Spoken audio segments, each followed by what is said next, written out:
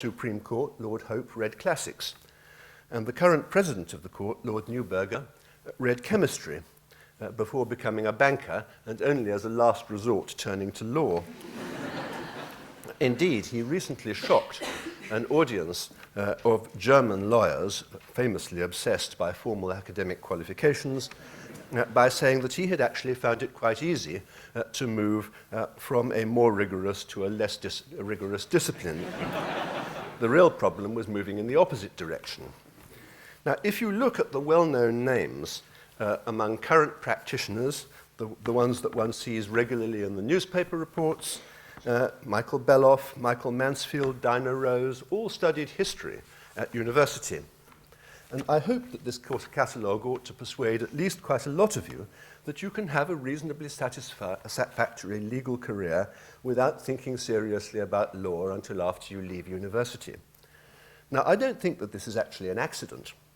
There are quite a number of reasons why one would expect those with degrees in subjects other than law to turn out to be rather good professional practitioners. Let me mention just a few. The first is that what you discover when you start practicing law is that there is surprisingly little law in it. Of course, you do need a good grasp of the basics, but that's relatively easy to obtain. Much the most challenging thing about the practice of law is understanding and analyzing what are often quite complicated facts, massive documentary files, and that odd combination of memory and prejudice which accounts for the way that human beings behave in the witness box. A remarkably high proportion of cases that come before the courts, including the Supreme Court, are ostensibly about law, but actually about the correct analysis and classification of the facts. The truth is, although I hesitate to say this in present company, that law is dead easy.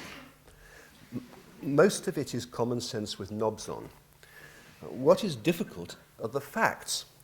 Once you have correctly understood those and stripped away the 95% of the facts that don't matter at all, the legal solution is almost always obvious. Now, that's one reason why the prime requirements for a successful lawyer are an outstanding ability to understand facts, often in relatively arcane areas of human life.